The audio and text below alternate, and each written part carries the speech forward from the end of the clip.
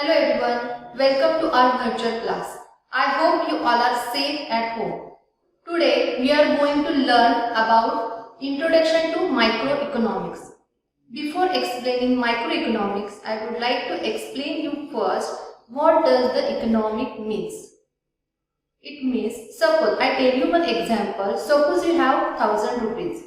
You have to have budget of this 1000 rupees. How you will spend it? 1000 rupees is a resource that is given to you and you are going to allot it. Means you spend this 1000 rupees on different issues like for purchasing goods, for purchasing medicines, cloth, etc. It means economics means scarce resources. Scarce means resources are very less and that scarce resources to be allotted as per the priority. That is what the economics means. I explain you today's topic through PPT. Under economics, there are two main branches that are microeconomics and macroeconomics. This presentation will cover introduction, meaning of microeconomics, definition of microeconomics, scope of microeconomics, features of microeconomics, importance of microeconomics, and I give one assignment for your self-study. See, introduction. Under economics, there are two main branches that are microeconomics and macroeconomics.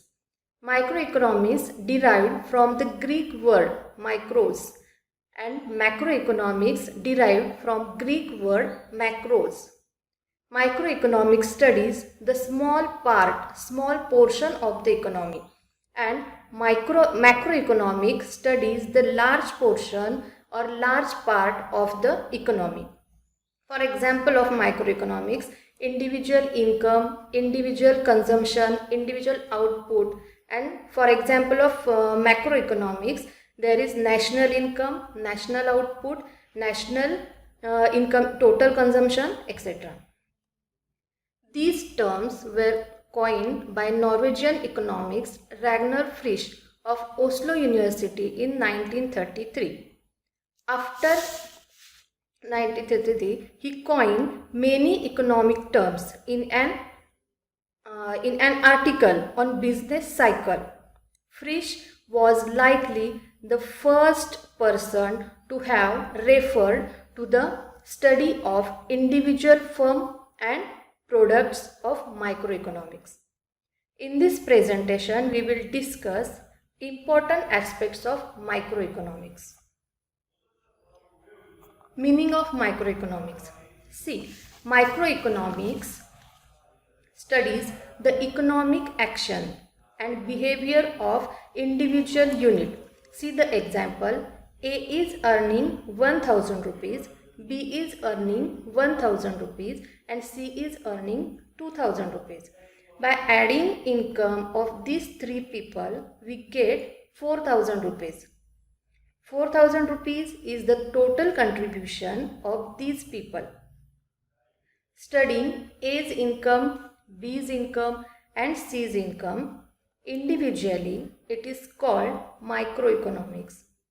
Whereas whole income of those people, it is called macroeconomics. Let us discuss some important definitions of microeconomics to understand its meaning. Maurice Dobb, microeconomics is in fact a microscopic study of the economy. It means in microeconomics analysis, each individual unit is examined separately in detail. The second definition is Professor A.P. Lerner. Microeconomics consists of looking at the economy through a microscope, as it were, to see how the millions of cells in the body of economy, the individuals or households as consumer and individuals or firms as producers play their part in the working of the whole economic organism. See, What learner says that in microeconomic theory, various cells of economic organism such as thousands of consumers, thousands of producers or firms, thousands of workers and resource suppliers in the economy do their activities and reach their equilibrium state. Next is scope of microeconomics. Microeconomics basically deals with theory of product pricing, theory of factor pricing. It is also called theory of distribution. And the third is theory of economic welfare. Theory of product pricing explains how the relative prices of commodities like wheat, mobiles, cars, etc. are determined. See the picture. Prices of commodities depend on the forces of demand and supply. Study of demand side covers the analysis of consumers' behavior. What is consumers' behavior? Consumers' behavior is the study of how consumers make decisions about what they need, want and desire, and how do they buy, use and dispose of goods. And study of supply side covers the analysis of conditions of production, cost and behavior of firm.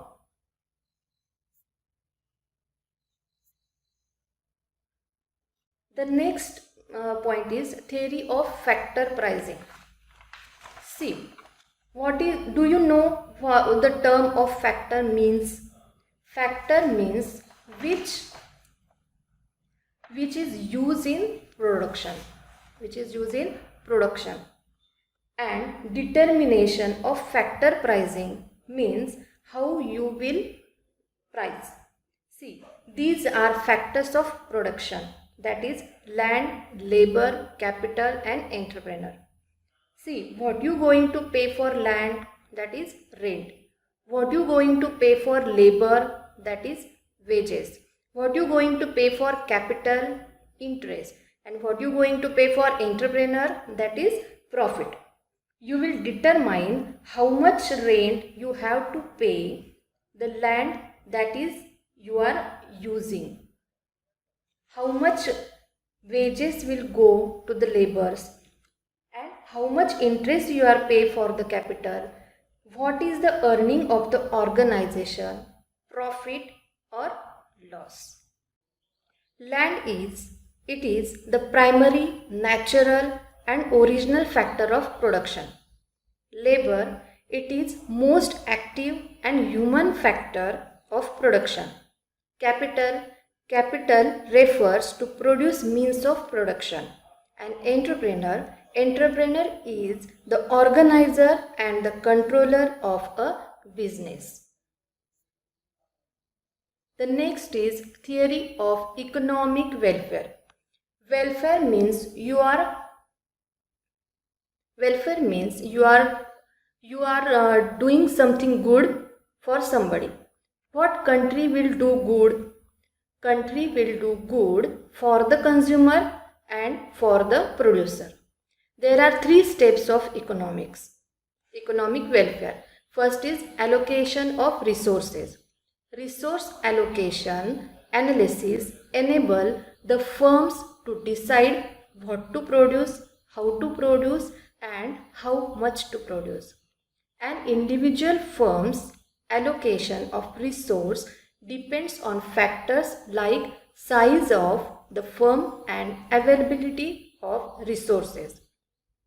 A large firm may allocate more funds for research and development to improve methods or products, whereas a small firm may not go for research but focus in effective distribution of its product. After allocate the resources, you have checked the efficiency. It means resources are used efficiently or not. And the third step is earn any income. Means whatever money you have got, you are playing fair policy doing the production as per the demand and as per the rules.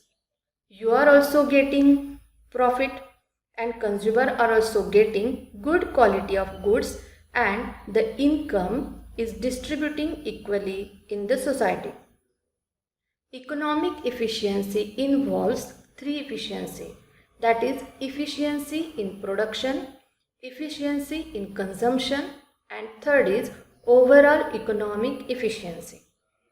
First is efficiency in production, means producing maximum goods with the help of the given resources, which helps in getting maximum output in minimum cost. Efficiency in consumption means distribution of given amount of goods and services among people for consumption, which results in maximum satisfaction of the society. And the third point is overall economic efficiency. Overall economic efficiency means producing those goods which are more desired by the people. Next point is features of microeconomics. Before to discuss on features of macroeconomics, let's understand new concepts will come across ceteris paribus and laissez-faire. Means what is ceteris paribus? Means other things are constant or other things are same, and laissez-faire means complete freedom, total freedom, no intervention of government. See, the first point is study of individual unit. Microeconomics is the study of behavior of small individual economic unit. For example, individual firm, individual prices, particular household, etc. Means through particular firm or particular household, you getting something. Through the production, you getting something. These are individual units. Either you are getting something from product or purchasing or household. You add this together, you get macroeconomics. See, the second point is price theory. Microeconomics is called price theory because it is primarily concerned with determination of prices of goods and factors of product. As we see that what is rent, payment for the use of land, what is wages, price, the use of labor, what is interest, price for the use of capital, and what is profit, that is the reward for the entrepreneur. Third point is partial equilibrium. Partial means not whole, and equilibrium means the balance between two factors. Partial equilibrium analysis is equilibrium position of individual consumer, individual firm. Most of the theories are based on ceteris paribus. For example, when we see the law of demand, when the price is rise, demand will fall.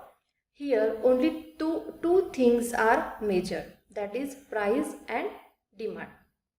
Other things are constant or equal, that are income, quantity and employment are constant. When we see the partial equilibrium in microeconomics, there is individual demand and individual price. The next point is based on certain assumptions. Microeconomics is based on certain assumptions which are unrealistic, like full employment, laissez-faire policy and perfect competition. The next point is slicing method. Microeconomics splits the economy into small individual unit and then studies such a unit separately in detail. The next point is use of marginalism principle. Marginalism means change brought about in total by an additional unit, that is marginal unit. All important microeconomic decisions are taken as margin, like marginal utility, marginal product, marginal cost, etc. See, the next point is analysis of market structure. Analysis of market structure means microeconomic analysis different market structure such as perfect competition, oligopoly, monopoly, etc. And the last point is limited scope. The scope of microeconomics is limited to only individual unit. As we see that what is the microeconomics? Microeconomics is microeconomics study the small part of the economy. So the scope of microeconomics is limited. The next point is importance of microeconomics. First is price determination. Microeconomics helps how prices of goods and services determine in commodity and factors market. Microeconomics, that is price system, explain the distribution of goods and services among consumers. The next point is free market economy. Microeconomics helps to take important economic decisions which is based on consumers' preference, that is likes and dislikes of the consumer, which helps to decide what to produce, how to produce and how much to produce. Right? See the first question, what to produce means you will see that what is demand of the particular sector or what is the individual demand. Second question is how to produce. Particular unit or individual unit is labor intensive or capital intensive. And the third question is how much to produce. It will depend on what is the demand of product. There is no intervention by the government or any other agency. See, the next point is foreign trade or international trade. Microeconomics also explain the gain from international trade, factors affecting exchange rate and elasticity of demand for exports and import, etc. Next point is economic model building. Microeconomics builds simple model which helps us in understanding complex economic situation. Decisions taken by individual economic agents are the basis for the working of the economy. See, what is the economic agents? Means they help some kind of functioning the economy. Economic agents is decision maker in a model of economy. There are four major economic agents, that are household or individuals, firms, governments and central banks. Next point is business decisions. The study of microeconomics is useful for decision making at an individual firm level. It helps businessmen to make optimum use of available resources. Businessmen can decide what to produce, how to produce, when and where to produce, whom to distribute. See, and the answer of above questions will enable to right place, enable to them to produce the right product at right time, to right consumer at right place in quantity and quality with the right techniques. See, the next point is useful to government. Microeconomic useful in framing and checking economic policies, including pricing and distribution policies, which help for economic welfare and firm to take investment decisions. See, the next point is basis of welfare economics. It explains how optimum use of resources can be made to increase the welfare or the society by eliminating inefficiency in production. In this presentation, we learned microeconomy. This assignment is depend on only today's topic. It is just for the practice.